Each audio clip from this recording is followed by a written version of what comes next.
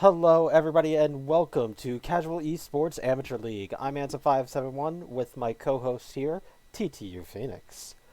Hey everyone, today we are bringing you a quarterfinals matchup in the Freljord division between the 4th and 5th seed teams, that is Pandemic Poppies and Imagine Cloud. On Pandemic Poppies, we have El Sligro in top, Woot Bros in jungle, Jesse is DTF in mid, and then Fozzie Bear and Ethereal Images as the bot lane. Actually, We do they have a have a sub for substitute. top lane. Yeah, Yes. Jay Freefs is subbing for top lane. And then on the side of Imagine Cloud, it's Barbadrian in top lane, Reese in jungle, Tatsuya and Relics in mid and ADC. It looks like they may have role swapped. And then Cage's lucky pick is support. And we are already into picks and bans.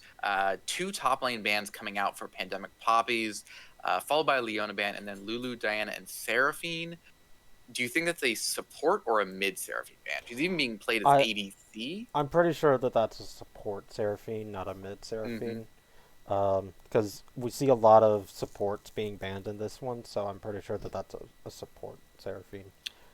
Do you think that's going to be the tank Hecarim that we've started to see in pro play with Turbo Chem Tank, or is it going to be a pretty standard Pretty Sheen focus? standard. Pretty standard.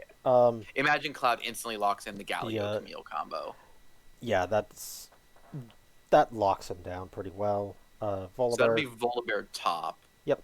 which is a pretty favorable matchup into Camille. It's tough for Camille to deal with Volley because he's got such mixed damage, and he's a pretty strong laner. Like Camille's early is decent, but not exceptional, even with the Grasp build.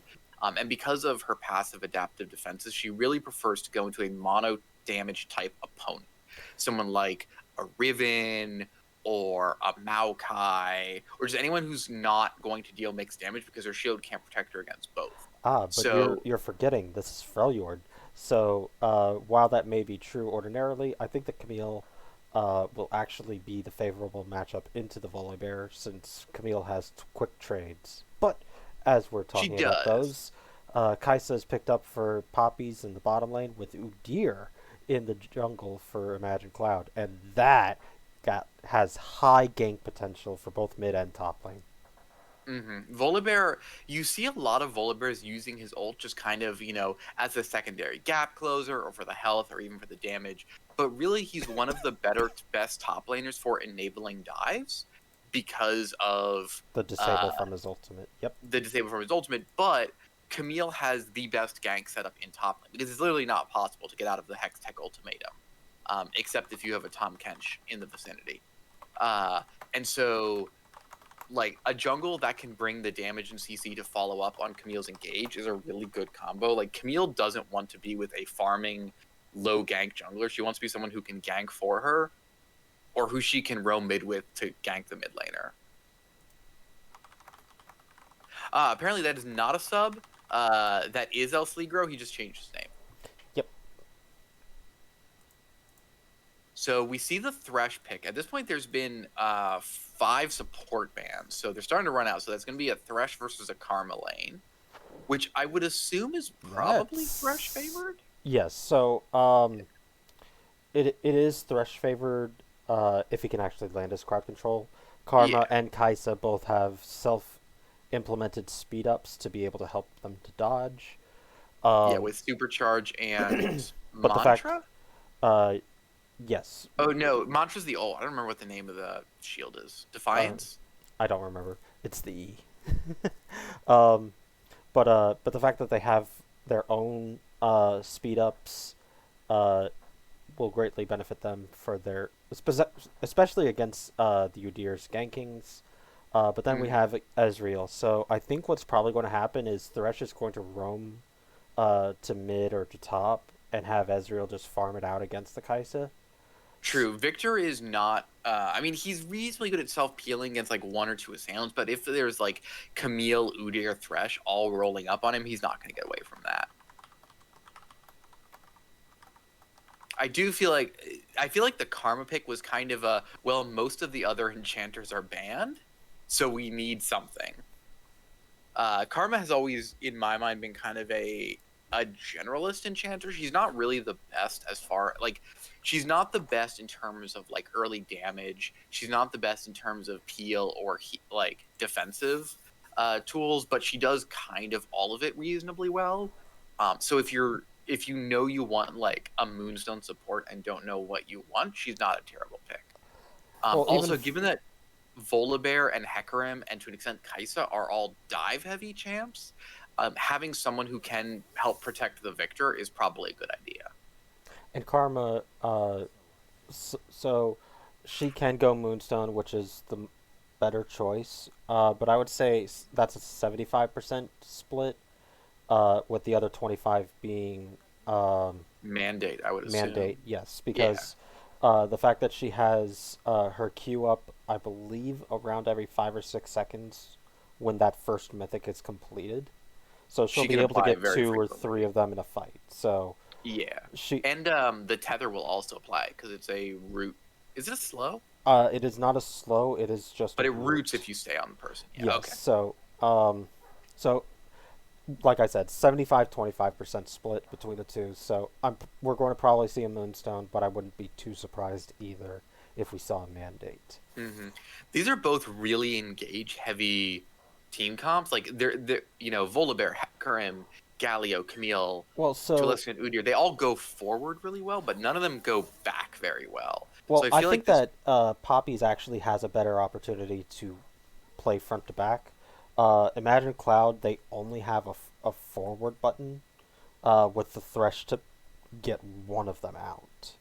Uh, True. like Hecarim, Volibear, Kai'Sa, all three of those have ultimates to be able to get them out of fights if they don't happen to use them to get into the fight.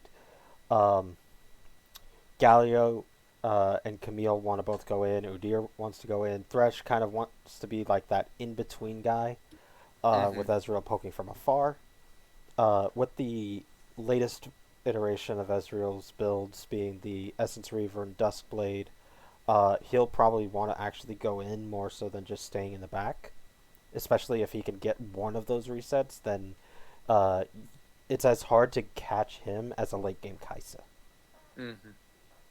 See, my point is, I think more one issue that both teams face is like when you draft two sort of engaged comps, where like both of them are just sort of we roll onto the enemy team and mash our buttons. The issue you're going to face is whoever falls behind just kind of loses for the rest of the game because they're going to be behind on items, behind on base stats, Yeah, and they're just not going to have like if Hecarim and Volibear are behind, they're not going to have the durability to withstand Udyr, Camille, Galio jumping on them. But conversely, like Camille has a really hard time if she's into a lane bully and can get zoned off farm, particularly if she loses her tower early because she needs a lot of really expensive items to get online, like Ravenous Trinity Force Sterox is like yeah. 9,000 gold So, plus boots makes 12,000, mhm. and she doesn't farm well from range.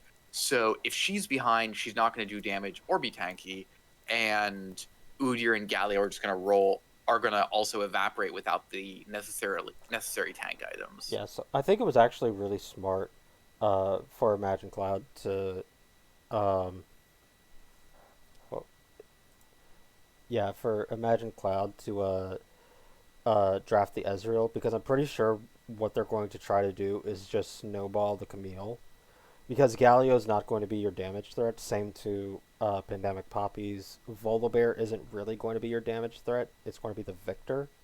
But because of Mm-hmm. how both Galio and Camille synergize so well to each other, I am curious to um, see what the Volibear build here is because there's kind of Trinity like Force, well, there's like Bami's three items. versions. There's the tank Volibear build where you're going Frostfire. I would go Frostfire here, but Chem Hmm. Tank is also good if you want to be more of the team's engage. Yep, And then you just build full. You're just like I'm a tank with a strong lane phase. You're kind of like a Scion or an Ornn. I would say Ornn Um, probably, but go ahead. yeah. or your like the kind of cheesy AP Volibear, which I don't expect to That see. that's probably not going to happen. No, because that's very much a lane focused build where you're like, I'm going to just like And obliterate my lane opponent with crazy base damages and hope that I don't explode in team fights. But there is sort of an in between bruiser build with Trinity Force or Divine Sunderer. Um, and I think it probably depends on how I tanky think Woot Bros wants to go with the Hecarim. I think that it's going to be the tank because like Hecarim is going to be the damage, and they need something to be frontline with Hecarim. And if Yeah. Volibear goes the more bruisery build, he's just going to get exploded just as fast as the Hecarim. I'm fine with him going for Conqueror, like that's irrelevant. Yeah, Conqueror is But very good. If you were um, going to go tank, but I do want to see Grasp him or go Press the tank. Attack are also very good. Yeah. Um, but really, I want to see high ganking from both the Hecarim and the Udyr, and both of their lanes are set up really nicely to do that. Particularly in top lane.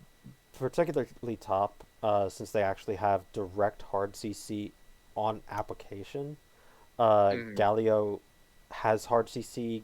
Victor is conditional CC. Yeah. It slows into the stun, so um, it's probably going to be a top lane gank. We're probably going to see a fight at the top lane Scuttle Crab.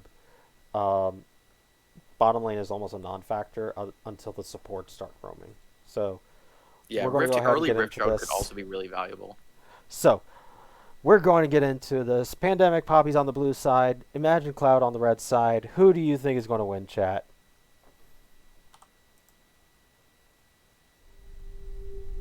See, I don't know.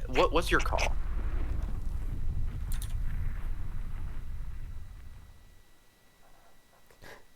Sorry, we like to make the transition a little bit seamless. But I do believe it's going to be faster for Imagine Cloud to get going, but um, it'll be easier for Pandemic Poppies to get going, if that makes sense. Yeah, so it is the grasp. Excuse me. It is the grasp on the Volibear. So that definitely would be a tank build. Yep. Maybe it could be Bruiser, but I think if you're going grasp, that's a tank build. Mm-hmm. Grasp on Camille, which is pretty standard. There's still some opportunities for Camille to go Conquer, but usually you're gonna go. You're usually gonna go Grasp. It just makes her lane phase, which is kind of her weakest point, a lot stronger. All right, so we'll go ahead and pause at 10 seconds so we're synced up. Oh, I'm already at 53. I'm way ahead of you, man. You need to go back to 10 seconds then. All right. 10 seconds. All right, 3, 2, 1, go. All right, so we got the starting items: D-Blade on Camille, D-Ring on Volibear. That's very common. The bonus attack speed that Volibear gets from passive scales off of AP, as does his lightning damage, and he has really good base values on the E Sky Splitter. So he's going to get a lot out of just early AP. It doesn't actually mean he's going to build AP. And it just if he helps has the also D-Ring. because he has decently high mana scaling for, I think it was his E, was it? Yeah, 60 mana for his E. Yep. Yeah. So yeah, it costs some bit. They do see the Udyr, but they don't see who actually put the ward down. But now they know that it is in fact the Volibear. So it is going to be the Hail of Blades on the Kaisa, which Which is is fine. relatively common, but is definitely a little more early game aggression focused. So, in my opinion, the way how the Hail Blades for bottom lane works is you need to have those kinds of quick trades. It's the same with Tristana to be able to get your passive to proc To faster. get the bomb off, yeah. Yeah, it's the same principle for the Kaisa. So that because she takes 5 stacks, Tristana takes 4. Um, and kind of interesting start for the Camille to take her E. Yeah, taking the hook shot first. So Usually you take either tactical sweep the W. in bad matchups, the W, or you take precision protocol in good matchups. Basically, if you can walk up to trade with them with autos, you take the Q, or if it's something that you're not going to win early, you take the W and you just poke them out. Hmm. And something that actually is interesting that I see from the Thresh, he went for Guardian. Most engaged supports like Thresh, Nautilus, etc., they'll go and take Aftershock, uh, because most supports, even the engagement supports, they just don't have tank stats, especially early. Like if they don't get that Aftershock proc to go, they are squishier than Sona. Yeah, a lot of tank sports are really dependent on sort of like windows of tankiness, like Leona's W, Alistar ult, and don't have like what if you notice lane tanks tend to have like passive bonus resists like Ornn or Poppy or Malphite, whereas support tanks tend to have I have an ability that makes me really tanky for a brief period of time. Hmm. I do Thresh take doesn't have Guardian on either of Thresh. those. Thresh Yeah, doesn't I have do either of those. take. So Well, he passively gets bonus armor. yeah, but that you don't really feel it until Oh, later in the flash game. stun in top lane. Oh, Volibear's going to have to flash away, and he's going to die to this one. Oh, No, he but he doesn't. doesn't. He doesn't. He gets under tower, and Udyr almost dies as well. Same to the Camille. She had to flash to get out of that too. Yeah, I think she missed the. Oh, Oh, she's she's going looking to back in. trade here. Oh no, she's dead. Volibear Yeah, doesn't have to JFees do is going to anything get the shield in special. time. I think the Hecarim does have this. I think he can get the second one He if he really tries doesn't. for He it. didn't have He charge did. up. He does have his ghost procced. That was for the Camille, but with that, that'll be first blood going to the Hecarim. Yeah, Barbadrian. I think he understood. Like he saw the. It wasn't a bad play. Like he sees the Hecarim coming in. He's like, I don't really have a way to get out. Though he probably I could have using I hook shot. mean, he does. That's the Yeah, problem. So, he decided to make the call to try to trade his life, thinking he could kill, which isn't awful. But it does set him behind, and now but he's flashless. it's a high risk with a medium reward if you can pull it off. Because like, he had the minion wave to fight the Hecarim after the fact. So if he did get that kill, he would have gotten. I assume that he probably went for precision for his secondary, so he probably would have had the. He went inspiration secondary actually. Okay, well I'm just Yeah, lying then. with biscuits. I Um, take precision secondary on Camille because I think the alacrity and triumph is good, but a lot of people do take inspiration. mhm. Yeah, with Triumph and one of the other, like either tenacity or attack speed, probably. I take attack speed, but that was also because you used to not get as much attack speed out of Trinity Force. Yep. And now it also scales up as you keep staying in combat with Trinity Force. So Yeah.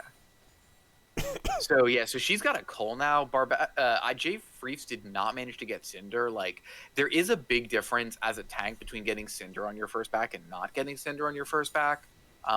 But Volibear is not a champ who really struggles with wave clear. just So like early against Camille, raw stats is fine.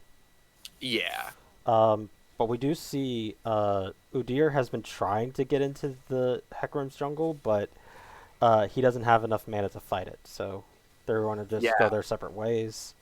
Udyr's Hecarim doing a was lane gank. yeah. He still doesn't have a Um, lot of mana. He probably this only has like a is few stance switches. so you really only need your he's level 4, so he has Bear and Phoenix probably in 2 points for Phoenix, which is the standard right now. No, No, he he has it has a one in 1 point in all. each. Oh no, that's not what you do. Yeah, I thought you usually picked 3 stances. All right, they're going for it. Good lantern, but he Ooh, but doesn't missed take the it. hook.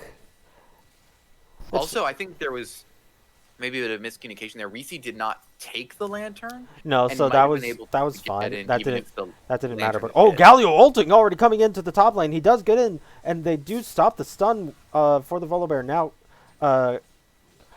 uh, the Camille does keep him in the pit, and Galio will take that kill. So, like I said, it'll be uh, they'll be able to get going first, but it'll be easier for uh, Pandemic Papis to get going as they are hitting 6 now for their solos. And I don't know if that was communicated, but it was really good timing because Volibear was not himself level 6, so he didn't have access to the bonus health from Stormbringer. Hmm. You can't Stormbringer out of the Hextech ultimatum. The only way to get out is to have Tahm Kench eat you, and it will snap you back in after Tahm Kench spits you out. But the bonus ult, the bonus HP, sorry, might have allowed him to survive long enough to I escape. think he actually could Um, have killed Camille if he did. yeah, Because if he dunked she on dropped Camille, to sub 100 HP before. he would have killed her. Yeah, and then maybe died to Gallium, maybe been able to get out. Yeah, Um, but did he? that is neither here nor there. So. He didn't take Triumph. He took Presence of Mind. But yeah, really good timing to execute the Galio Camille combo right at the moment that Volibear is most vulnerable to it.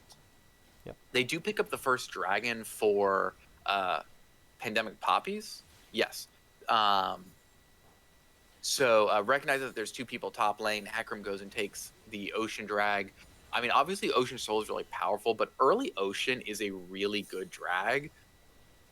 It's one of my along with Cloud, it's one of my favorites for a pre-Soul drag because they give you the most value off Especially of early. just having one. Especially early. Like, yeah. Ooh, nice hook onto the Kai'Sa. They do get a lot of damage onto her with that flay. Kai'Sa still has her heal and her ultimate. She's actually level 5. But There's a dive. They are diving onto the Camille. The Camille does get her hook shot off, and the Galio is TPing to try to save her. She doesn't have her ultimate backup just yet, but she does have her flash, and that will be a cancel. Victor was able to get his stun off onto him, and now the Volibear flash and Udyr following right afterwards. They are going to see if they who will be able to take the trade. Hecarim does go and try to back him up. Hecarim does go and get the charge off onto the Udyr. The Udyr is dying. He's got one more Q left in him, but Hecarim is stopped by the Camille. The Camille does use her ultimate to try to get the kill onto him, but now Hecarim and Volibear are going in under this tower, but they will not be able to as there are no minions to keep them afloat, and that'll be the end of that fight. What a absolute series of events, I'll call that. Yeah, it was really close. Like, I think the dive was a good idea. Part of the issue, it is tank Hecarim. He's got a Bammy Cinder. Yep. Like, you had Hecarim with boots, which does give attack damage for Hecarim because of Warpath. But all he had was a cloth armor, and you had a Ruby Crystal cloth armor of Volibear. Like, there wasn't really enough damage to 100 to 0 the Camille there. Like, the execution was good, but they just didn't have the damage. Tatsuya starts to teleport in on the Galio. It gets stopped by Jesse on the Victor using the gravity field. Yep. And I think that there was some miscommunication between the top and jungle because Udyr is chasing Voli, but he's still got Stormbringer active. Like, they could have turned on that, but Hecarim was just trying to bail out of the fight. Whereas I think Voli is like, oh, I got to get out, and then realizes, oh, this Udyr is still pretty squishy. We can turn on him, but they've already exhausted the stun. They don't land the Sky Splitter slow, and so they don't manage to kill Hecarim. The red buff slows off of.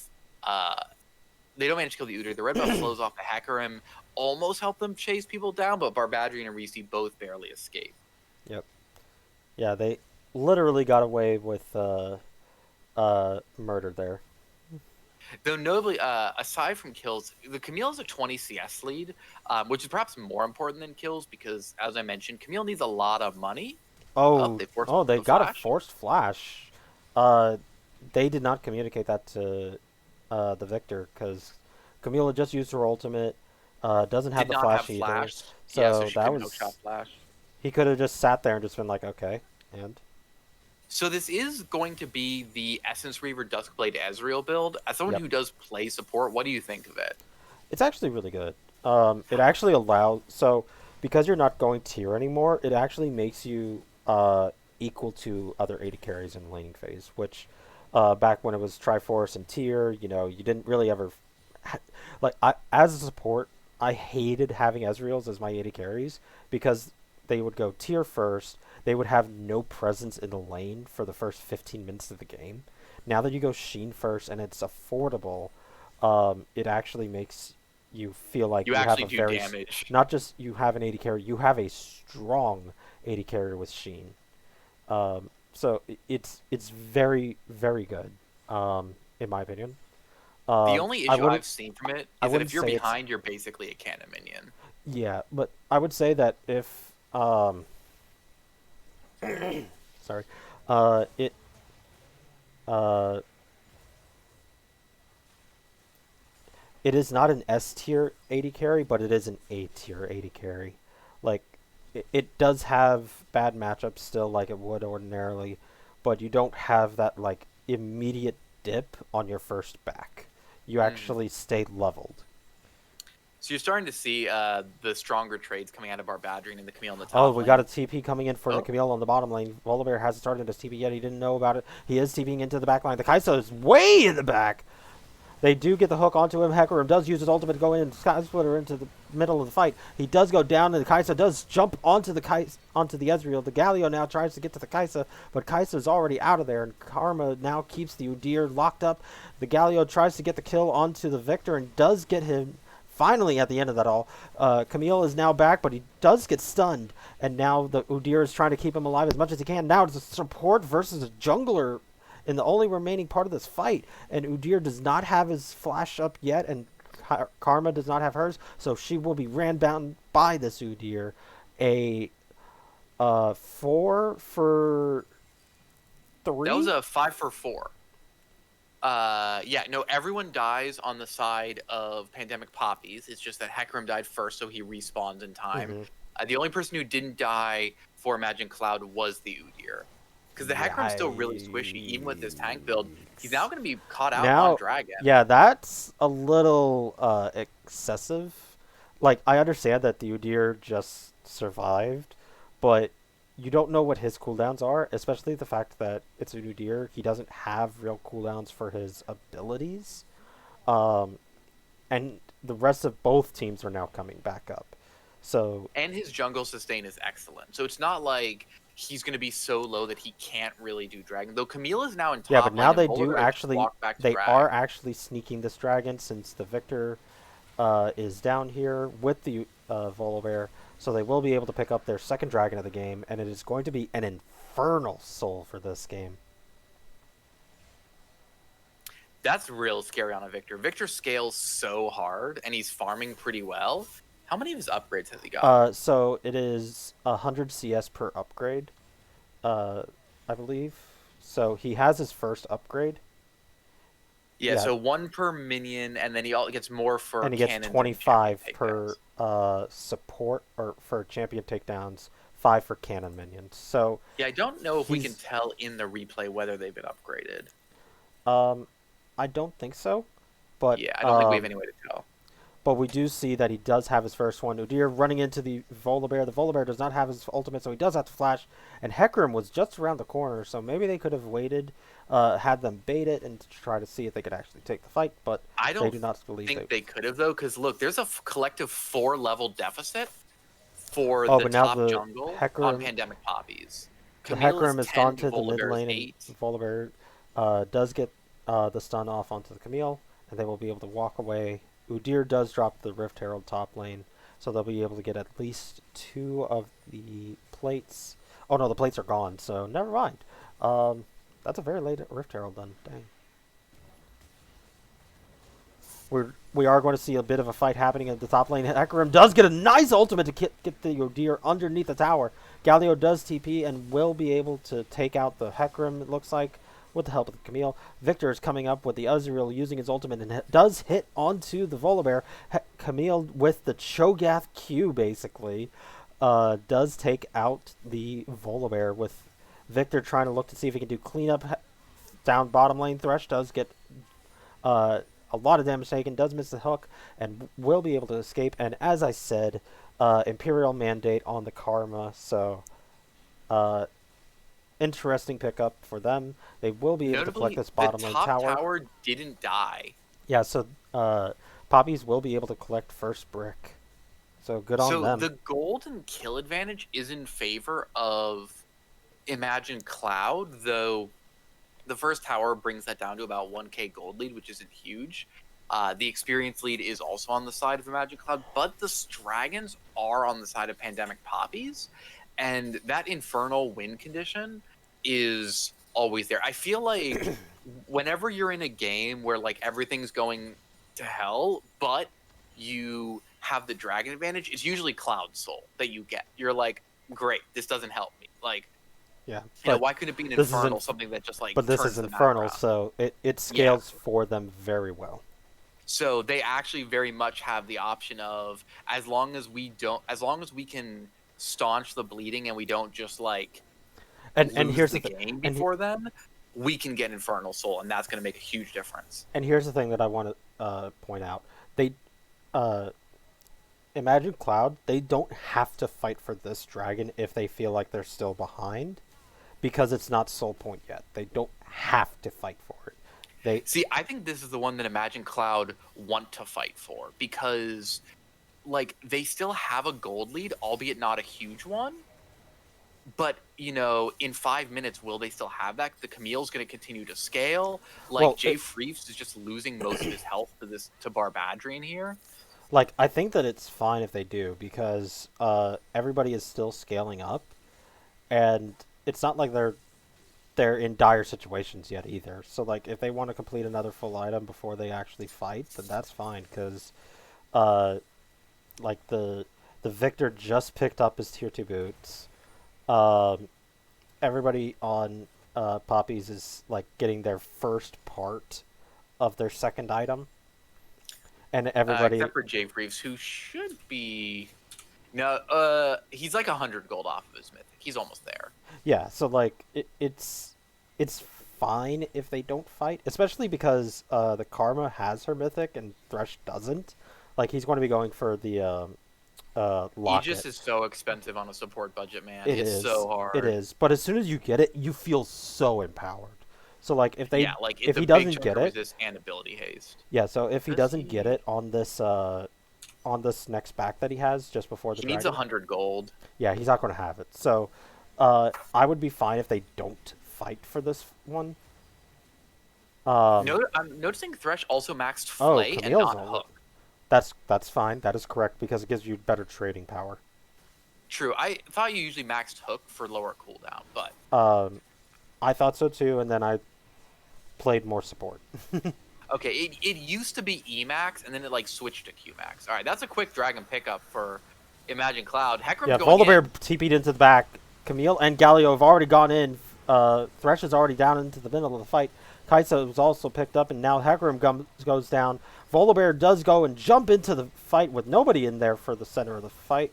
Ezreal does go and get a lot of damage off onto the Karma before Galio somehow picks it up, actually, with the Q, I think. And with that, that'll be a 1-for-3, favoring. Maybe We more still Galio got the fight flashing in. going, and we now have the Victor going in. The Galio does use a nice stopwatch to make sure he doesn't die. Now Udyr is trying to make sure he doesn't die as well. He may actually take the final tower shot, but he does not. And Galio also escapes with his life barely. So technically a 5-for-1 sweep of that fight with only the Thresh falling. Yeah, and that like you know, uh, if the tank support has to die for you to win the fight, Yeah, he's probably doing his and again, job. he didn't even have his mythic yet. Yeah, and he still doesn't, but he does have the Aegis now. But like the positioning just favored Imagine. Like they had control early. They were there on time. Hecarim ults in, but it's this full tank Hecarim. Like he's really not doing a ton of damage. Because Hecarim, he has good ratios, but they're mostly bonus AD, and a lot of his damage comes out of Sheen, which he can't build now because he's chosen Turbo Chem Tank. He's just kind of an initiation bot, and so like he goes in and he gets a big fear, but there's no damage to follow up because the rest of his team has to deal with the Galio and Udyr running into their backline. Mm-hmm. And that's going to be 2 towers to Imagine Cloud. So even though they didn't get first tower, they now have just under a 5k gold lead. Barbadrian is close to the Ravenous Hydra, which he just finished actually, so that's a huge spike. He's still not very tanky. Not That will until he come gets with his third Sterak's. item. Yep. Yeah, which will be almost certainly Sterox. But like the way I heard it described by Camille was in the early game you're a split pushing assassin, and then you become sort of a frontline bruiser later in the game after your third and fourth item. Mm-hmm. So We there's not can't, but okay. really anyone who can match Camille in a side lane, I don't think, at this point. Maybe Victor, in the sense that he could clear the wave very easily, and Camille, it might be hard for her to dive him. But he bought Etherwisp, so that's going to be Lichbane. So he's not even going to have a Zhonya's. Like, if Victor had Zhonya's and Luden's, Camille could probably not push tower against him because she'd have to dive. And between his ult, the stun, and Zhonya's, he could stall long enough that she would die to tower. Oh, we F, do that's got to no. catch on to the Karma. The Karma is dropped by the Camille's ultimate and just deleted. Now the Camille is dropped by the Volibear in return. Hecarim almost dies as well, even though he is a tank. And that'll be a top lane for support, so not very worth it, IMO. No, so you saw sort of the double-edged sword of Camille there. Mm-hmm. When you're strong as Camille, it feels awesome because you're kind of like a Valkyrie. Why isn't there a Valkyrie Camille skin? You just pick people to die. You see someone and you're like, Kale is you're a Valkyrie. dead. Who? Kale. True. There's also a Valkyrie Leona skin, but there should be a Valkyrie Camille skin. But like, as a fed Camille, you just look at someone and you're like, this guy dies now. Yep. But you have You 200 need to have health. your exit plan still. Yeah, you have 200 health off Trinity Force, no health off Ravenous Hydra, and what? She didn't have the Ruby Crystal. 85 health off of Grasp. Like, you're not very tanky. And so if you get focused down before that hook shot cooldown comes up, you kind of go boom. But now this is where they can actually start fighting for these dragons. But since they got the first one, it just gets even easier. Man, you really do not want to fight a Camille with 4 Infernals. All right, Hextech Ultimatum just came up, so Well, I mean, I wouldn't want to fight I wouldn't want to fight an Udyr with 4 Infernals. Camille is back into this fight though. Victor is clearing out the bottom wave, which is not a bad idea. Mid lane is pushing for favor of Papis. So the fact that we're kind of just dancing around for this dragon 15 seconds prior, I really disagree with this. Like, I'm glad that Victor pushed out the bottom lane because that actually forces somebody to have to go over and clear that. It would the blast come play. Oh, they do get in. Galio does get a nice huge taunt onto 3, and they do clean up all 3 of those rather quickly. Camille does pick up the Hecarim onto the side. Nice hook on to the Kaisa. And now it's just the Karma trying to run for her dear life. Volibear somehow escaping all of that. I didn't even see how he even got out of that one. Karma does get taken back onto by the Kaisa, or by the Camille. The Camille does try to get her charges up for her Q. She does not have him just yet, so she will just take out these minions for Constellation Prize. And with that, they will take out the second Infernal Drake and are running to the Baron now. Karma's a real pain to dive. Yep. Especially with the empowered W to heal herself for 20% twice. But they are already onto the Baron. They have probably an idea that this is happening, but they need to be careful. Udyr doesn't have Smite, and Hecarim doesn't. Hecarim's still 2 levels down. Yeah, but they don't have anybody close enough, so this will be the Baron for Imagine Cloud. So that'll be step number 2 on the way to winning game 1. Yeah, they should be able... I don't think they can break the base. First Baron doesn't last very long, but it shouldn't be that hard for them to clean up these tier 2 turrets, which is a pretty fair bit of gold that's just sitting on the map for them. Like, if they can at least... If they can break through to base, like not even take the inhib with the Baron, but at least break the tower, I think that's just like a huge win for first Baron. Yeah, and Baron's really important in this game because Victor will just one-shot minion waves like once he gets his E upgrade, which is always your first. Yep. And so, except in the days of Tank Victor, don't rest in peace, Tank Victor top. No one misses you. No one misses you. No one misses you. Like, it's kind of like a Ziggs or an Anivia. Like, Baron is kind of a must-to win because otherwise Victor's going to sit behind the tower and laser the waves all day. So he's got 2 upgrades because I just saw him get the movement speed from Siphon Power. Yes, so he does have 200 CS, so he definitely does have his second upgrade at minimum. I You used to be believe. able to tell Actually, from the no, no, color no. of the He gem on has his he has all staff. three. He has all three, because you get 25 per takedown, and he's been in 5, so he has all three. Okay, yeah. So he'll also have the upgraded Chaos Storm as well. Yep. Nice stun under tower. Um, I am glad that Volibear did pick up a Bramble Vest, but too little, too late. I feel. Yeah, I mean, it's very good against Camille early. Like, yes, it's going to mean that when she's wailing on you, she's not healing as much, but like, it's not enough to stop her from killing you. Yeah, like One of as the we reasons saw I've that been, trade that she just took under tower, took yeah, about a quarter of his health with their second Q. one of the reasons I was highlighting the lane differentials that Camille is a champion who is extremely XP Ooh, dependent. Camille goes in, and Victor does have to flash away. Camille is able to escape without burning any of her special stuff. That's Uh, also the ignite down from Karma, so they don't have good anti-heal for the Camille now. yep. And Ezreal, he did finish his Duskblade. Um, and I, I, I feel like they need to nerf Duskblade, because now it's anytime that you are out of vision, it'll come back up effectively. I And thought it's on. didn't it always do that, or did it have a longer cooldown? It, Oh it, no, it,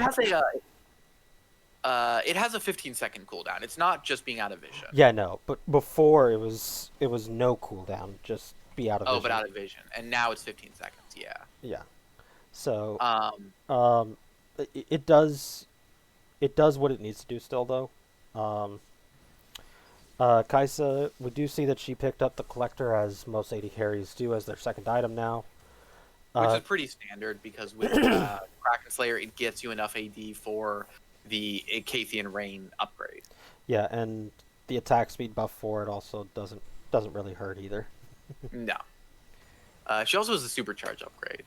Yeah, so as I said, the reason I highlighted the level lead is not just for base stats and tankiness, but Camille in particular is a champion who's extremely level dependent because the true damage conversion on precision protocol is based on your overall champion level, not spell level. It's not until level 16 that she gets the 100% true damage conversion. It starts at 40% at level 1. So if you're behind on levels as Camille, that true damage conversion is not where it needs to be, and you're really not getting as much damage as you want. Like the actual flat bonus damage on Precision Protocol is not massive by like attacks, like, you know, empowered auto standards. And so being ahead on levels where your opponent is both behind in terms of raw tankiness and you're ahead in terms of true damage conversion Oh, is Camille's going huge. onto the Hecarim. She She doesn't get. probably would have needed to ult immediately if she wanted to kill him, but I don't think she was that I think she committed. just wanted to do a little bit of damage to him. Hecarim does charge straight through to her, but she has her Hysterics now, so she actually has some HP. In the And meantime, it's a we tank do hacker, and actually what are you have. gonna do? In the meantime, we do actually have. Imagine Cloud. They actually picked up the third Infernal Dragon, so they are now on Victor support. Hook. Oh, nice hook onto the Victor. They do get the Zanya's. He doesn't have flash, so he will be going down. Kind of a waste of a stopwatch, but that is neither here nor there. Karma does take a little bit of damage as well from the empowered damage from the Ezreal. Camille does try to go onto the Hecarim. She does ultimate onto him. He doesn't have a way. Oh my god. Yeah, that's the Cho'Gath R on Camille's Q, by the way. Yeah. So it's 244 bonus damage, and all of that is converted into true damage, which, you know, Which equals a lot of pain. 300, 500 from autos, another 237 from Sheen. Yeah, that's 8 to 900 true damage. Yikes. Does throw a hook, So doesn't imagine land on Cloud looking anybody. to end the Volibear game does tonight. go It's on gonna to be the a Ezreal. full The roll. Ezreal does get away. Hecarim gets exhausted by the Thresh. And Kaisa was dropped by the Galio. Yeah, my mid laner always complains Volibear that does, Galio doesn't do much damage, and we look at Galio's damage, we're like, what are you talking about? Thresh barely dies at the end of that, I believe, to Victor's burn. But with that, that'll be the end of game one. Imagine Cloud. I think at the first point we looked at the gold difference, it was like 4-6 in favor of Imagine Cloud in terms of kills, and it is 10 and 21. So there were 15 more kills for Cloud, but only 6 more kills for the Pandemic Poppies. Yeah, so before we go ahead and head into the game, let's just go ahead and take a look at them damage stats. So graphs tell me, yes, the Camille's damage is high. Okay. That's Yeah. actually pretty decent damage for the Gallia, not gonna lie. Alright, so we're gonna take a quick break. Don't go anywhere, we will be right back.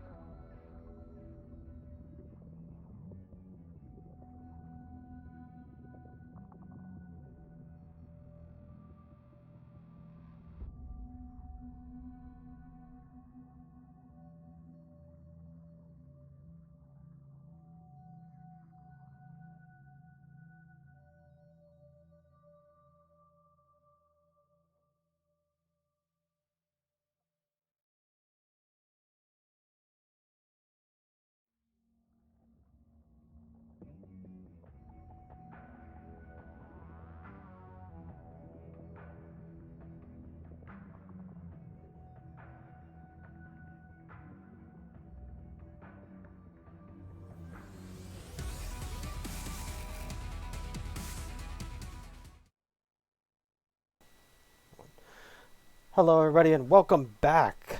We are going into Game 2, Imagine Cloud and Pandemic Papis. They put on a rousing fight for Game 1, but Imagine Cloud had more in the gas tank than Papis. So we'll see what happens into this game. Yeah, it's essentially Poppies had the dragon advantage early, and it looked like they were stacking towards the Infernal Soul as a win condition. Unfortunately, they were actually behind in gold despite their dragon lead. And so by the time third dragon came around, team fights just started being consistently won and won pretty decisively by Imagine Cloud because their Camille had come online, their Udyr frontline was online, their Galio's dive was online.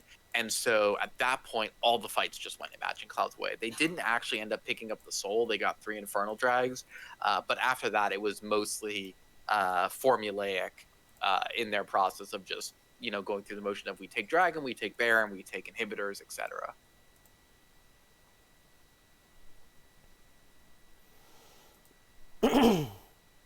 Just waiting for the teams to get going.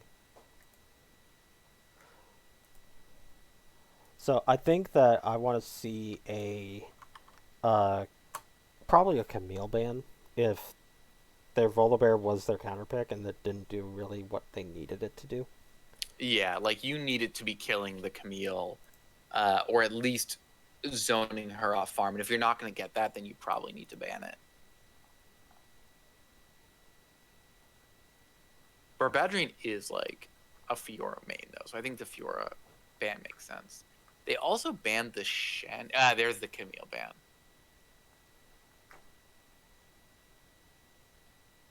Volibear should be fine into Shen anyways, so if he's comfortable on the Volibear, yeah, I think you could leave the Shen up.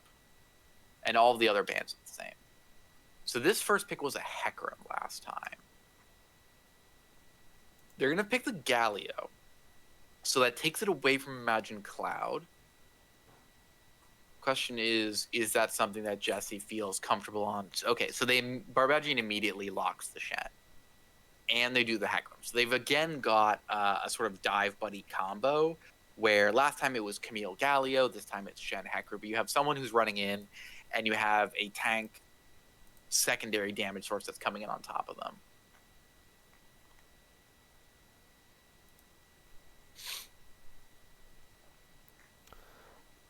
Oh, a Shen pick for Cloud. Okay. Nice answer for global pressure. Yep, matches the Galio roams.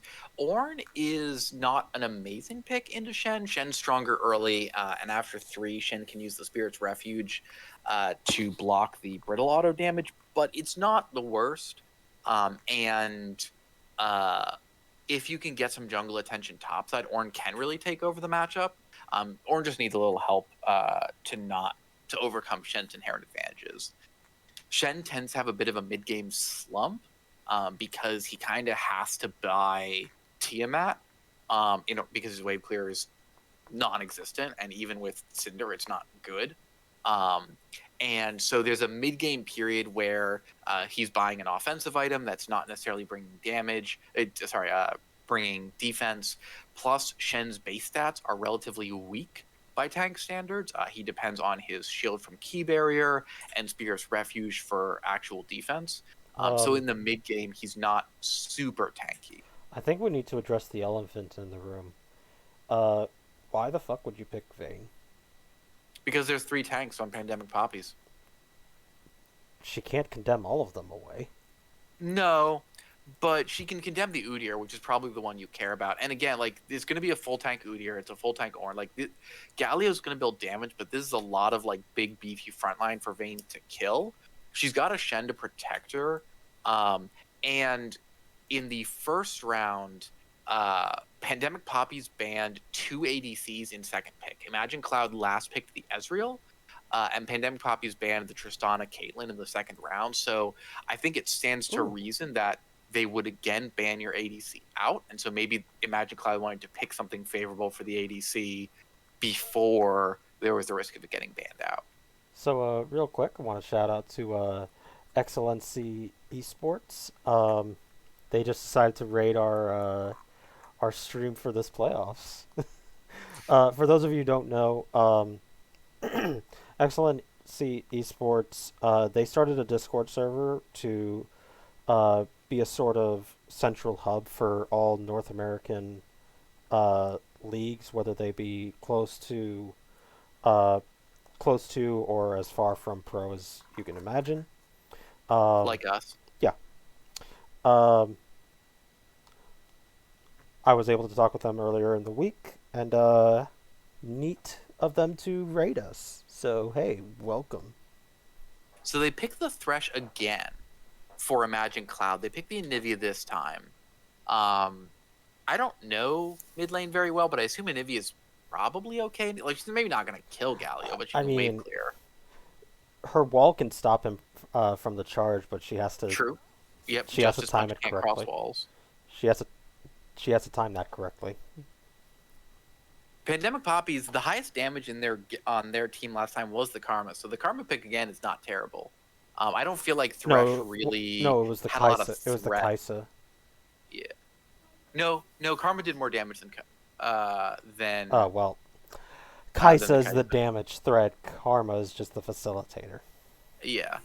Um, and I don't feel like the Thresh really like threatened the Karma very much in lane. No, it So wasn't until after lane. I don't think blind picking the Karma again is like a bad idea here. Mhm. Especially And you considering that need you something banned to. Nami, you banned 3 supports, like, and the other team banned Morgana. Like, there's not that many supports left. You could probably guess he was going to pick Thresh. Yeah, like I'm not sure how I would feel about the Karma actually. Jinx actually has to go with the cleanse in this one. Um, if she doesn't, I'll be surprised. Because the fact that you have Shen that can flash taunt you, Hecarim with his ultimate, Anivia, uh, Vayne Condemn, and Thresh hard CC, uh, you need to be able to get out of that, and you don't have your own self speed up unless if you get a kill. So you need something to keep you going, and while Karma can do that, she's not going to be able to do that every time. That's true. But on the other hand, the engage from Imagine Cloud is not nearly as good as the engage from Poppies. Like, yeah, Udyr just runs in Oh yeah, there, definitely. but Call of the Forge God is great long range engage. Galio follows it up. Like, Shen is not a great engage No, support. no, no. He's But a phenomenal kill support, but your engage here should be the Hecarim. yes, but because of that, I would like to provide the counter argument. Both teams actually do have very simplistic go buttons. The Hecarim with Shen teleporting on top of him, and Pandemic Poppies has Ornn ultimate, or the Udyr running in with the Galio ulting him once he gets into the backline.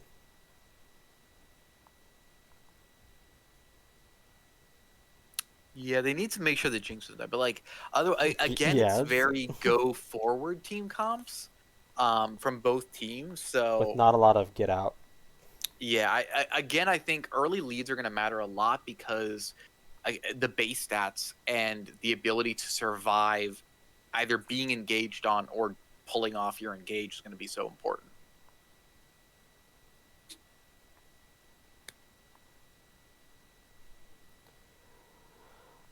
Now, I don't actually Wait, know. I mean, Jinx used to be outdueled by Vayne, but I don't actually know okay, if I'm going to go ahead and transition it to uh, the in-game draft so people can see. It looks like Tatsuya is going back to the bottom lane uh, to be with the Thresh, where Relics is going to be playing the Anivia this time. So mm. that'll definitely be interesting to see. I mean, if your mid and ADC both also play the alternate role, then you can potentially, switching them around to take advantage of, and this is a game that I think is pretty well suited for Vayne. If Tatsuya is more comfortable on Vayne than Relics is, then, rolling with the Vayne and putting Tatsuya on ADC Mm-hmm. and having Relics on a wave clear mid is not a bad idea. Yep. Yeah, but I do have so uh, the burden of execution is on Imagine Cloud in this game because Poppies, if they do fall behind, all three of their laners have okay wave clear with their abilities or Jinx just naturally. Imagine Cloud, they only have Anivia. Like, Vayne is not really that good for wave clearing. She's pure single target damage. So if they do fall behind and they have to get into that scenario where it's like, oh, how how good can you wave clear Baron empowered minions? Anivia can do that, but if they can get multiple lanes Anivia is going, their only wave clear. Yeah, like yeah, Hacker and like Shen do not bring wave. Shen is the opposite of wave clear. yeah, like Yeah, they're really depending on the Anivia as their fallback plan. So vision control around Baron after 20 minutes, particularly if they're not ahead or if the game's even, is going to be really important for Cloud, because especially if the enemy team splits the map, like they can put Galio in a side lane to keep minions baroned up, and then he can just ult to mid lane. Like, they, with only one big wave clear source, imagine Cloud cannot deal with two Baron lanes. They don't have the ability to stop that. I'm curious to see, because Wood Bros went the tank Hecarim. I'm interested to see what Reese goes. yeah, I think Reese is going to go damage. He seemed to really want to get in last game. Yeah. So I And think that Udyr has he's. the advantage of having lots of base damages even while being tank. Mhm. Hecarim is not a massive damage source when tank unless he's very ahead. Yeah, no, I want to see the Sunderer on him. Yeah, that's usually what you build. Part of the issue with Trinity Force, and one of the reasons why you see relatively few champions building Trinity Force this season, is the Mythic passive. Most Trinity Force champions don't need 70% bonus attack speed. They just really don't. Because most of them either are champions like Darius or Yorick, who need like or Set maybe, who need like a little bit of attack speed, but not a ton, just because they're auto attack based, or it's champions like Vi, Camille, Jax, who have their own built-in attack speed steroid. So they want something else with it, but like Camille has it on the hook shot, Jax on the passive, Vi on denting blows. So, All right, a few of those champs still like we're it, but getting in this now. Who do you think Chad is going to win? Pandemic Poppies or Imagine Cloud? Let's get in this.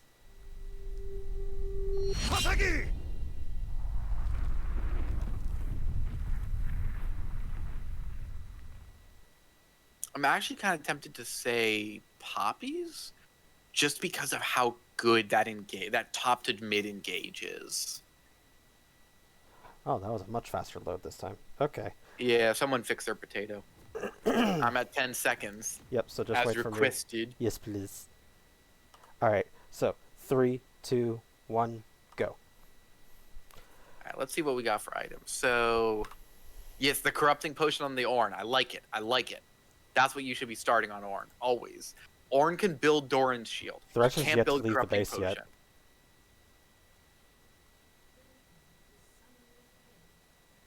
And also, I think this is actually an Nivea bot lane.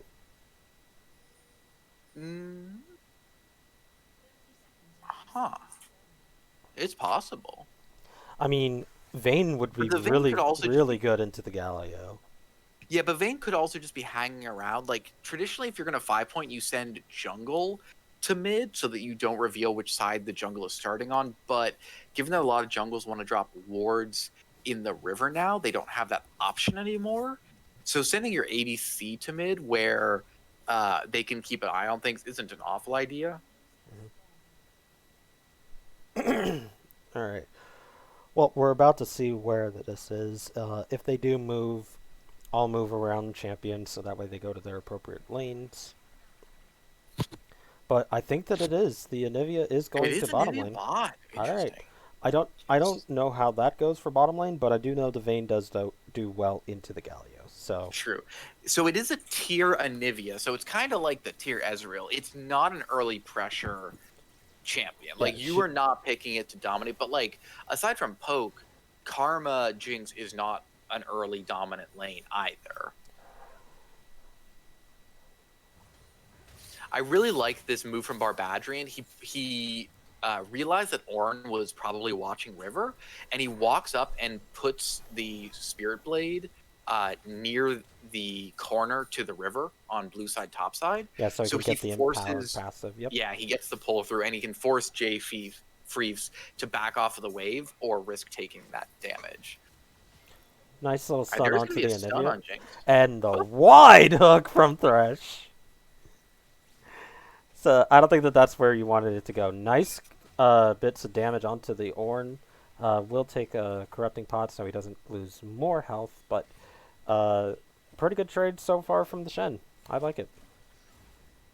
Yeah, and this is the thing. Like Shen's level 2 is certainly one of the most powerful as far as tanks go. Mm-hmm. Probably one of the better ones in top lane in general, just because the amount of damage out of the empowered Oh, Twilight nice Assault. flash onto the Vayne. She does get out of that and will be charging back in with the Hecarim now going on to the Galio. They will be trying to take him out, but Udyr does get a nice stun off, and that will be a double flash on the side of Pandemic Papis for the Cleanse Ghost. Ghost Cleanse. On So the summon trade does favor an Imagine Cloud there. Yep.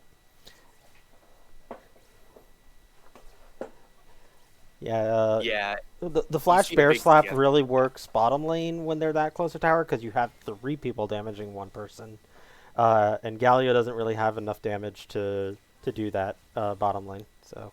And notably, Galio had already expended most of his combo, so he didn't really have anything to follow up. Yep. So with Yeah, that, Vayne is in a very good spot right now. Yeah. And they're actually even counter juggling the Udyr. Oh no. Yeah, because Ornn's shoved in. He's got a big wave he's got to catch to not fall behind the Shen. What happened there was I used to watch Smite Pro games, and I remember listening to a voice comm of a support who, when his entire combo was down, he was just like, I got no buttons. And that's where Galio was. Like, he'd already burned everything. He's like, I have no buttons. And Udyr's like, but I want a bear slap. Oh, yeah. Ooh, nice hook onto the Jinx, but they won't be able to do much because both of them are really low. Weird flash from the Thresh. He's probably dead, actually. Yep, and that will be his death. And Jinx wanted a little bit more, but was a little too eager, especially since Anivia still has egg. No, see, Relic still had egg. I feel like Thresh didn't need to, like, try to flash intervene like that. He could have just let Anivia go into passive and then tried to peel them off of the egg. Yeah, like, just sit back, just get ready to throw your lantern onto her, and then just see if she gets out. Yeah, like, use the flay to keep them off the egg, toss the lantern to give the egg a shield, and then, like, if you time it right, she'll take it right after being reborn. Kind of shows that they probably aren't fully prepped with this kind of a lane. They probably need a little bit more practice with it. I mean, how often are you going to practice with a Nivea bot, though? Mm-hmm. Like, it's a nice flex, don't get me wrong, but if it's not something that you've really... I don't know if it's like you just panic in the moment or something, but that just looked like he wasn't comfortable with this lane, I guess. I mean, it can definitely be because, like, if you're not used to working with someone who has that kind of revive available to them, like, you may back out of a fight not realizing that they're going to be okay or that they know what they're doing. Now, Hecarim does go in and does actually get the flash from the Ornn, so that's pretty good of him. I think he probably could have actually used his E to charge back if he still had it, but that is neither here nor there. Yeah. Notably, despite the first blood, it's actually 100 gold lead still to Imagine Cloud, mostly due to the CS lane in mid, where it's a 26 CS and top lead. lane. And top lane. Yeah, oh yeah, true. 15 in top lane as well. So, like, despite the first blood, they're only... Hecarim, I think you're kind of running it a little bit. Does use the Ghost. The Shen does use the taunt onto the Ornn, but that will not actually net them anything, so now he's got to get out of there. Yeah, and I mean, I guess he's in the vicinity, but I don't think Reese needs to be investing this hard in top lane. Like, no, like Shen naturally has the edge in this lane, and unless he's at threat of being dived, like, it's a Shen. Let him do his thing. Yeah, like as you and I have proven to each other, Shen has a natural lane advantage over a Ornn. So Yeah, and unless the Udyr is going to come top a bunch to try to turn the lane in Shen's favor, in Ornn's favor, you don't need to be there a lot. mhm. Like, and Shen scales in as much as tank Really scale. Like, hard. he still has plenty of usefulness later. Like, you don't need him. It's not like the Camille where it's like we need the Camille to be ahead. Mhm. Like, Yeah, Shen's already ahead. Just let him stay ahead. both of these top laners are going to be useful come Yeah, later. So like, just let them stay as is. yeah. If one Let of them the do that. like even if one of them gets a kill, it literally doesn't change the state of the lane.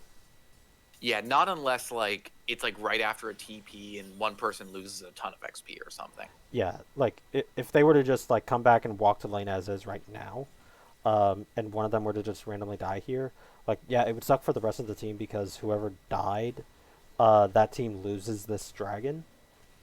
But uh, it's fine. Yeah, it's fine. This is fine.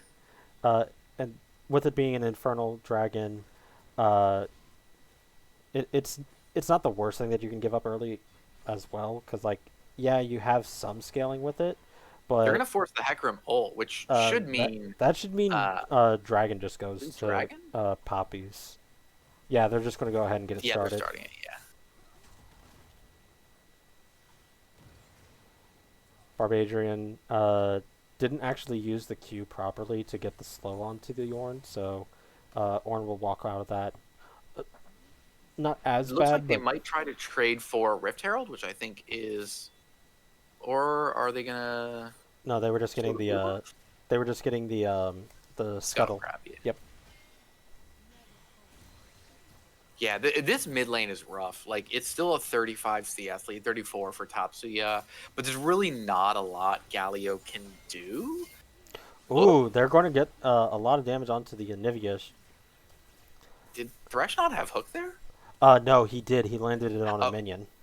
oh, tragic. You hate to see it. Yep. Yeah, minion AI'd its way into his hook. Secret Service minions. So notably, this is basically the same way that the first game went down, in that there's So a slight gold lead for Imagine Cloud, but the early dragon objectives have gone in favor of Pandemic Poppies. So I really, really don't agree with how specifically Thresh has been playing this bottom lane. The fact that the Anivia has her revive, and he's been taking all of this poke from both of them because she gets a little low. It's insane to me that you actually do that because you have to use your resources correctly, and her passive is a good resource. So just let her die if that's the case. Mm-hmm. Because it's not like they're going to be able to actually kill her. Not unless she's like way in the middle of the lane. Yeah, and she's close But enough if to tower that like if they go too close to try to do damage, they're going to aggro the tower. yeah, you could flay them or taunt them in a tower. Oh, That's Shen unfortunate taunted timing. early. He went in, and now the Udyr is calling on to him. Now they will get a lot of that. Oh, they missed Ornn ultimate. The He Udyr doesn't does have do a taunt lot up of slaps. yet. He doesn't have the taunt up yet, and he will go down. Nice kill by the Udyr. Yeah, taunt cooldown's pretty long in the early Yeah, it's game. like 20 some seconds. Yeah, so Yeah, here like 20. this is fine for him to just let the Anivia die there, because like what are they going to do? They aren't going to do any damage to her. Well, they're going to do a little bit of damage, but they're not going to actually kill her. And she's going to be able to clear this wave. Thresh already backed, and now she'll be able to back after this wave is dead.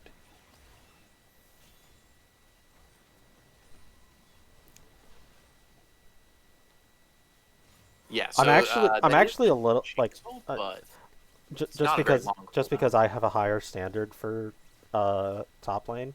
I'm actually kind of upset that the Ornn missed his ultimate, because like the Shen's Shen flash. flashed way early, and like I think that if he had just waited a half second or a second longer, he would have actually landed the knockup. Like I know that they got the kill still, but it's just like that little tiny bit. It's just like that extra level of execution that makes a difference Ornn's between also going an for the okay Sunfire. top laner and a good top laner.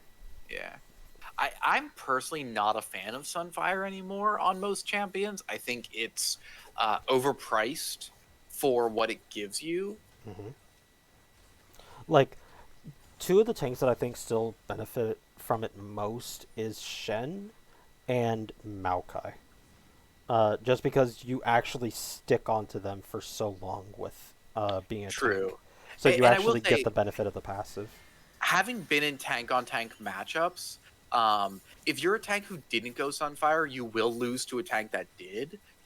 So if he expects to be in side lanes matching the Shen for most of the game, which I think is a reasonable assumption, it's not bad because with Sunfire he can potentially duel the Shen. Without Sunfire, he definitely cannot duel the Shen if Shen Oh, chooses they to go do. Ooh, Sunfire. nice flash from the Galio. Does escape from that one. Thresh trying to go a little uppity into the Jinx to make her think, hey, I can stop you. I probably won't, but I can. So Jinx has chosen. I assume that's going to be Kraken Slayer or Gale Force, because I that's what think you need Kraken pickaxe. Slayer. Um, Thresh doesn't have his flash, so he's probably dead here. Actually, yep, he is dead with that trap yeah. going down. Oh, Oh, Shen does use his ultimate, but they do not get it out fast enough. Jinx will be taking a lot of damage. Does end up using her heal for that decent chunk of damage, I would say. Oh, but now Anivia may be caught out with that zap that hit her. Shen is trying to do a bunch of damage onto this orange. The Ornn is knocked back with the help of the Hecarim. The Ornn does have his flash and his ultimate still. He does get his flash out, but I think he's dead to the burn, and he is. And I with think that that, was a Red Smite burn, but that is going to trade another dragon to the side of Pandemic Poppies. So we're going to be looking so at either an Ocean Soul or now Cloud Soul. I do actually like this from this match. We don't see it a lot, even in these like fourth, fifth seed games. Like the fact that hell, we barely even see this in solo queue, where like one play happens on one side of the map, and the other team just does another play on the other side of the map. True, like they recognize Hecarim is top, immediately pull the trigger on Dragon because we'll have the numbers advantage. Would they also have a noticeably stronger bot lane right now on the side of Pandemic Poppies? So it was pretty easy for them to secure that. And with the Rift Herald, they should. Oh, they might not actually get the tower. The wave Oh is no, down. the plates did fall, so they may be able to with a few extra autos. It does go to like around 10%, I think I saw. Yeah, it's quite low, but it's not down yet. 746 HP. I think Udyr just sits there and just be like, yeah, no, we're going to take this tower. But the Hecarim does go back onto the Ornn again, does try to take out one of them, but doesn't do enough damage. And they do get a nice bit of damage onto the Jinx. She does end up having to flash. She will be able to escape thanks to the help with the Karma. And Thresh is a little bit angry for that one. So Even Shen more so the already Anivia. walked Oh my god, back. she's just running at them. She actually goes into her egg form. They will both be going down here, I believe. They actually allow Thresh to walk away and leave. Do they Udyr, though? nah, never mind. Udyr bear slapped him. So that'll be But first brick going, or sorry, that'll yeah, actually, so first tower went to the Shen and the Hecarim. yep, so congratulations, they did get that to them. So that keeps the game's gold pretty even still. So I've casted quite a few of the playoffs already. This is by far the closest game I've casted. Yeah. Notably, Vayne has a 250 bounty just from. Ooh, Oh, Hecarim does use his ultimate. They are just bullying this sword now. not quite enough Oh, damage there. Galio I'm gonna uses go his with ultimate Galio. onto the Ornn just to deter any further dives. Um, You could tell the Shen kind of wanted to go. Barbadrian wanted to like go he for the kind of dive, wanted it, but but he didn't have the cooldowns up. yeah, and also I'm going to be a little critical again. Top laner here, same as Hmm. you. Shen, why did you build a Tiamat instead of finishing your mythic? So I think he wanted that because they were trying. So I mean, last season there was always the question of, when do you get the Tiamat? Do you Titanic get it or or Titanic? Do you get like I would do Tiamat and then I would do my Sunfire or whatever my first item was. Some people went Titanic first. Now, after the season started, you tend to see Shen's just rushing the tank mythic, but that's because tank mythics, particularly Sunfire, were so Also, strong I that it actually gave you more damage. I've played and I've tried to do this in every patch since the new season began. Every patch, no matter what, Titanic is just not outweighed by what your mythic gives, no matter what mythic you go for Shen. No, I would not go for the full Titanic first, like under any situation. I would potentially pick up the Titanic Oh, Anivia's during caught the under mythic here. Ornn build. does use his ultimate, and the Anivia does not have her ultimate or her passive. She does have to use the barrier, and Thresh will be going down. They will be trying to chase this Anivia. She doesn't have a TP. She's just going to do a little bit of sus damage, and will be going down to the Jinx's zap. Yeah, that was barrier burn. She got interrupted during her ult by the Ornn ult. So she had to recast it, but that did stop them from finishing off the Jinx along with Jinx's heal.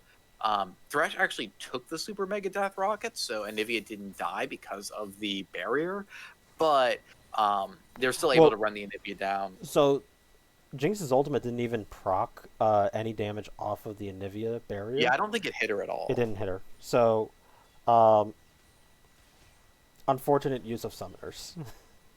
And Galio's actually doing a lot of damage to this Vayne. If you actually saw, one of his Qs alone did about half of her health.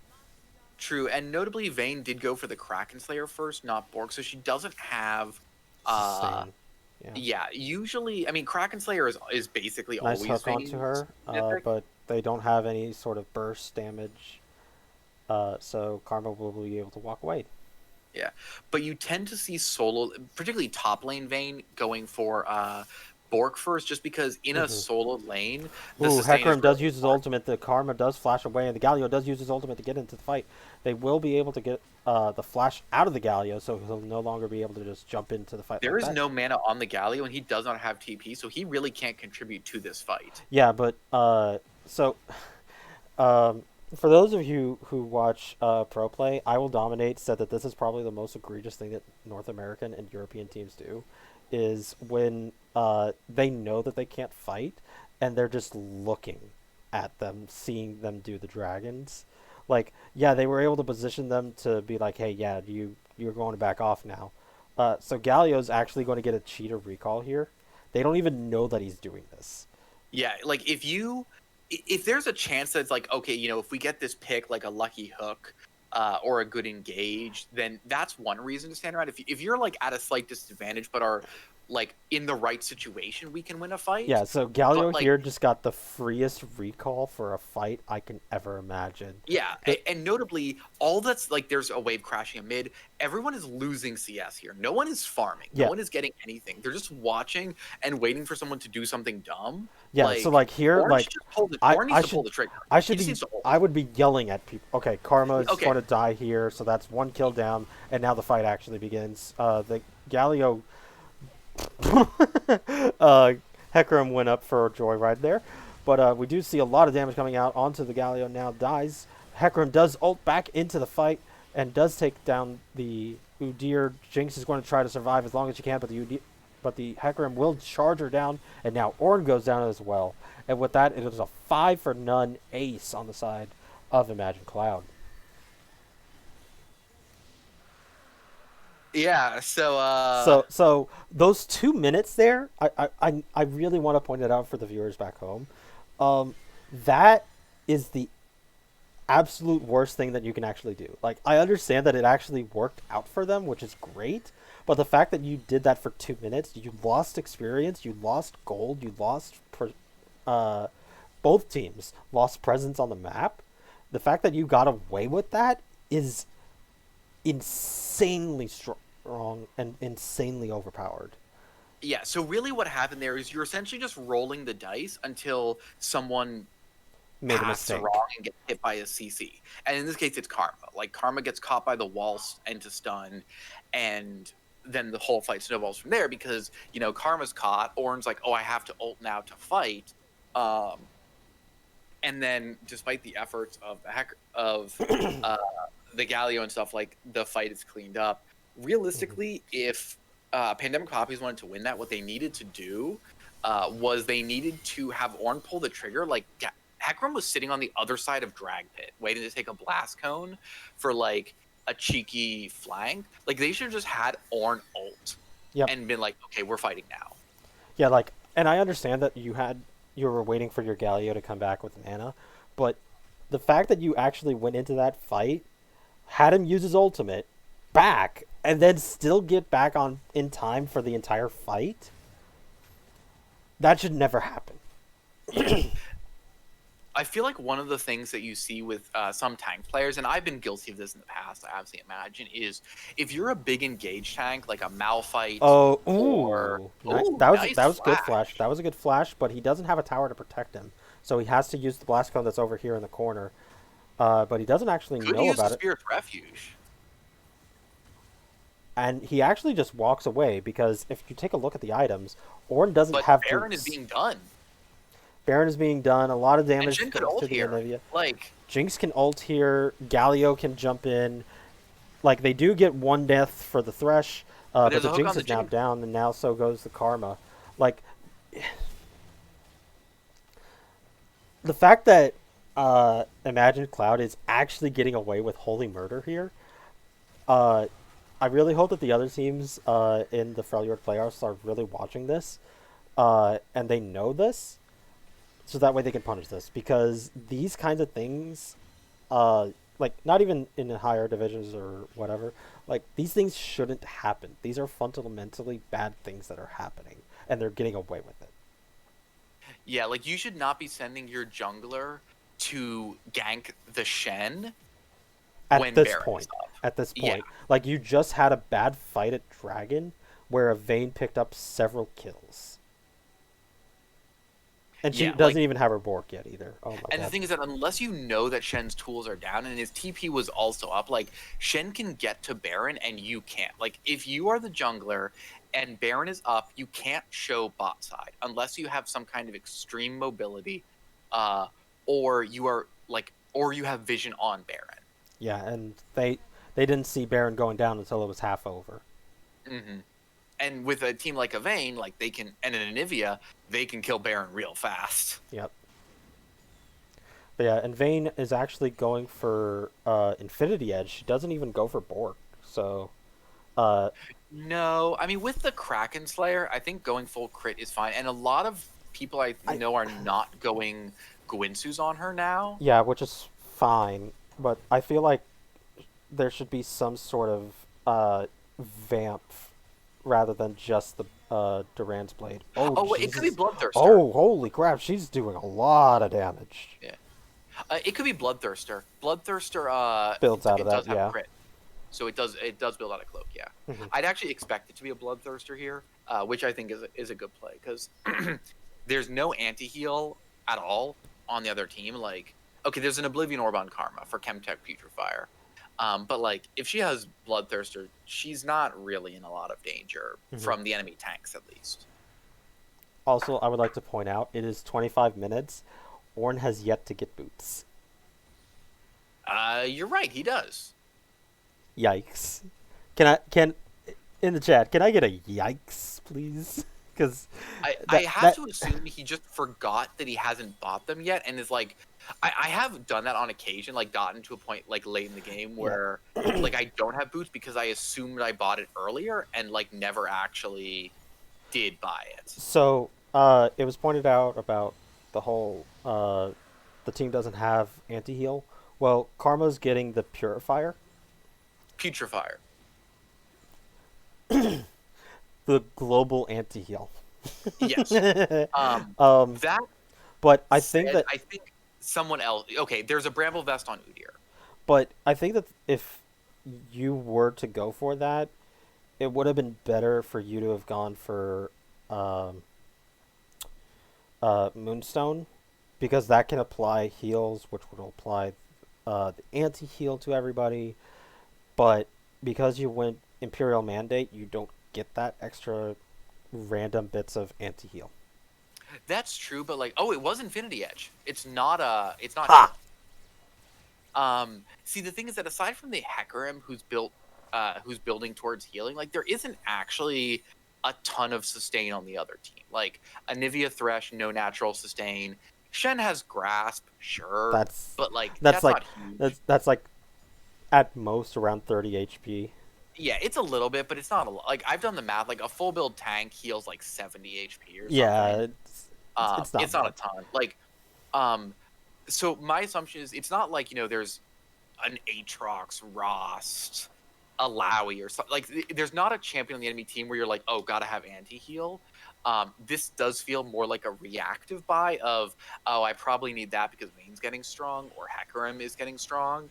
And so I don't like, obviously, yeah, Yeah, it would have been better with Moonstone, but it's kind of like you go with Mandate because you're poking a lot in lane and you've done 640 damage with it. Um, yeah, like it's notably, yeah, not worth it. she's done 640 damage with Moonstone, whereas Thresh has With blocked mandate, with like mandate. two with Mandate. Sorry, with Lock of the Iron Solari, Thresh has blocked like Oh, 250 they do damage. get the catch onto the Udyr. They do drop a lot of damage onto him. They don't get the wall out in time, so he is going to escape. Yeah, he's got Phase Rush, so he's really fast, and he's not affected much by slows. He Well, is using also, also well, the best Udyr skill. Phase Oh, Warren Rush has boots. ignores it. Oh, Ornn got boots. Oh, praise Lord and So, for those of you who are new to the stream, in the community for last season, um, it would take me about 20 minutes to complete a full item, but I would Yeah, still I think complete I asked you boots. once what your longest full item was. 19 minutes because, for example, with the shed, it's like you need the Bammy Cinder. And in a lot of the matchups that I had, I Oh, would have Udyr's to go trapped for here. Bearable. Udyr does have to end up flashing over, and they do actually catch up onto the Jinx. The Shen does ulti onto the Hecarim, and Jinx is probably going to get ran down. Shen flash taunts onto the Udyr. Udyr does get away, and the They're actually splitting their damage here. Karma Oh, does but actually Hecarim go down. dodges the he dodges the Call of the Forge God, and he does manage to take out Jinx. But he does go down, and now Vayne is running amok in the back line now that nobody is there to stop her. And she does take out two. Or she helps to take out two, rather. Yeah, so I mean they lose the Udyr. Sorry, they lose the Hecarim, but like against Forvone, Udyr's not going to stop this. Yeah, no, he ain't got no range. Yeah, and Ornn now has his Forge Fire crest, but he is only level 13, so he's not been able to give out any upgrades to the rest of his team. Like Yeah, upgrading Jinx's they're going to be Kraken able to Slayer would survive, be I huge. think, long enough to get him to level 14, but it's going to be very stressful for him. Yeah, so one thing for Ornn players in the chat to know is last season, items varied significantly in terms of their gold value. That has been changed since all of the Ornn upgrades are mythics. They're all about 1,000 gold. They're all Uh, relatively. ooh. So Jinx thought that they were doing Baron immediately, and she didn't think that they would actually just back up after. So, lack of vision. Hecarim does get the ultimate charge off onto the Udyr. The Udyr is going to try to zoom his way out, and he zooms out. He does. He's Now the they're going fastest man alive. to. Shen does get the lantern out for safety, and Vayne is running over to the Baron pit. Jinx just got her Wormfall and Sacrifice, so that is the Kraken Slayer upgrade. Um, Is that yeah, what it's so the called? upgrades are all about the same in terms of gold value. As an Ornn, it's Oh, most nice hook important onto you the just Karma, give but them they don't out. engage because they don't know where everybody is. You Good. should just give out your upgrades as fast as possible because it makes you tankier. But this Baron's going down very fast. Anivi's not even ulting it because she is low on mana. Yeah, So so she may she's not have the looking to mana for a reset. fight. She's looking to But they're reset. going She to lose has their a lot of base. gold. She has 2,500 gold to spend, so she needs to back. Yeah, But Pandemic Poppies she's couldn't sticking even really around. challenge that. Yeah, they have to. I mean, it's fine that they're catching all these waves because that gives Ornn more experience to get more items. Um, yeah, so we do have the putrefier. I guess that's what it's called. I don't fucking know. Putrefier. Chemtech Putrefier, yeah. So Karma did complete that. She's probably going for an Ardent Sensor, I'm going to guess. Yeah, that makes sense. I, I personally actually don't agree with that. If it would be a Staff of Flowing Water, I think it would be better. Since that gives you movement speed, which you kind of need to do to keep up the triple Cloud Soul, by the way. So the reason I'm actually a fan of the Ardent Sensor here because I think that yes, Moonstaff is a very powerful combo, but I do think that some people kind of autopilot into it. Whereas, like, if you look at your team here, like Ornn and Udyr aren't going to benefit from raw AP. Galio does, but he's No, no, no, really no. So like, behind. I don't think of it as the AP buff. I think of Yeah, it as the speed boost buff, which, but I mind think you, it's you want. diminished returns with the karma, but it will help benefit Galio more so than anybody else. So I think you want the Ardent because if you're gonna win now, it's on Oh, Vayne's Jinx. going in. She does get 2 taps onto the Jinx. If she got the third, that would have been her death. She does get the triple tap onto the Udyr, and he dies instantly. They're just running her into the fight. Does get the double kill uh, onto the Jinx. They're trying to actually probably get her the Penta. She doesn't get it. Luck, the Thresh stole it. Nice flash stun on with that Anivia. She is going to take a lot of tower shots. The Shen does go under the tower to make sure that they can get the Ornn, and that'll be it for Pandemic Poppies. 2-0 for the side of Imagine Cloud. Congratulations to them. But they have a lot of work to do to catch up for the rest of the playoffs. And they move on to the semifinals. So they're the fifth seed. Yes, So they are. so they will probably play the first seed Freljord, Correct. which is Elf Army Gaming. Yep. Yeah, and then the winner of that will go to the finals. So yeah, so they've got a gauntlet to run, but they have made it out of the quarters. They're on to the semis. So Yep.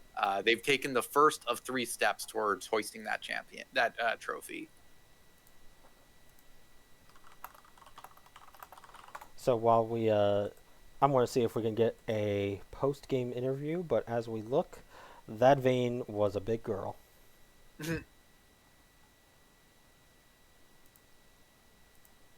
Yeah, so what I was going to say was I would have been fine with the Ardent Sensor just because if you were going to win that game, it would be off the back of Jinx popping off. And so doing whatever you can to enable the Jinx, I don't think was a bad idea. But obviously, Vayne was a 4-item Vayne at that point. Mhm. Like, she just ran Like at like I people said, and right click. if she got the third auto onto the Jinx, she would have killed her instantly.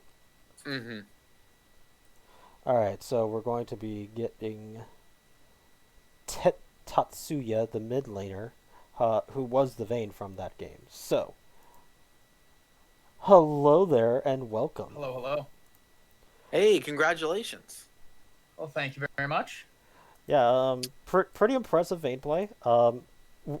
At first, we thought that was going to be a Vayne bot lane, and you and Relics were going to swap, but uh, as we noticed and we got into the game, it's like, wait a minute, no, that's a mid lane Vayne. Yeah. Well, we figured that Galio's most punished by 80 mids. Yes. Vayne would decimate. As soon as we seen the Ornn pick, we knew, like, that's probably the best pick to go into it. It hard counters both, and they're not going to be able to punish me at all. So. I mean, I think that's basically what happened there. Yeah, Yeah, like 100%. I think that they could have, but they were unable to. Yeah. Yeah. Like, they made the attempt early on, but especially running cleanse, like, if they get the taunt, if they get the bear stance stun, I cleanse and I walk away as long as I time it properly. Yeah, and I think that the Jinx needed to take cleanse instead of heal, but to each their own. So That could have definitely made a difference.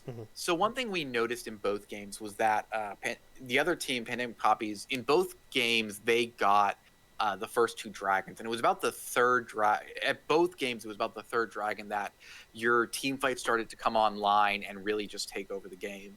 So was that just kind of how the games worked out? Was that being communicated in game that's like, okay, the third dragon is what we look to fight for? Or was it even earlier where you're like, look, we are not going to focus on the early drags. We don't necessarily have control of them. And it's the later drags is when we really look to start contesting those neutral objectives. We definitely talked about it ahead of time, like, especially this game. We knew that we did not have the damage or early game against them, so we talked about it. We said we give up first drag guaranteed. Second drag, depending on where we're at, we might have to give it up. If we can get it, awesome. If not, we just play it safe. We want to scale it out. Same thing with game 1 for the most part. We were willing to give up the first dragon. Second drag, we were hoping to be able to contest, but again, it was kind of situational, and we didn't want to push our luck and throw any lead we might have had at the time. So, I have a quick question. So if you go back and you watch the VOD of this, you're going to see my critique of it for game two, Okay. specifically the dragon fight where both teams just danced around for a good 2 minutes. Um, Yes. at what point did you realize Galio actually backed? Honestly, I don't think we had any idea. When he returned with full mana. Yeah, like we didn't really notice his mana missing. We didn't account for that. They kept dancing in and out of fog. We didn't see all of them at some points, so we didn't really know. Um, we were just kind of holding off and waiting for our ults to come back up. Like we were down the Hecarim ult, we were down the Shen ult. We really wanted to have those for re-engage if it came to it because they're massive team fight impact.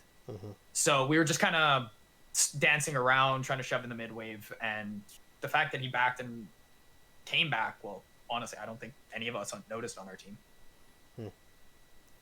Yeah, I highly suggest you guys rewatch the VOD. So who's the leading voice for you in game? Like, was it Reese is the one where he's like, okay, we're gonna give up those drags. Like, who was making those game plan decisions both before the game and then during the game? Or is it just kind of a case where it's like Barbadrian's like, hey, I got a taunt here, and you're like, all right, giving this person the smackdown. It's a little bit of like I'm the primary shot caller in our team, I'd say. So a lot of it is kind of revolved around me, but it is definitely a team effort. Like we know our strengths, we know our weaknesses, so we're making calls based on what everybody's input is. When it comes to like setting up dragons, setting up barons, for the most part, I look to see like, are we strong enough? Are we weak? Are we too weak? Can we do it? I tend to make those calls. But like when it comes to the pre-game decisions, it's very much a team effort and deciding where our strengths and weaknesses are going to be throughout that game.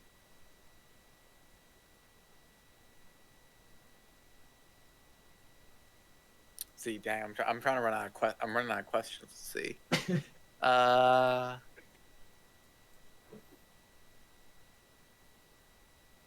I'm actually good. So there was a moment where we thought the other team was going to secure first tower in game 2, when Relics and Cage like ran into 3 people chasing the Jinx, but Barbadrian and Reese did manage to secure the first tower.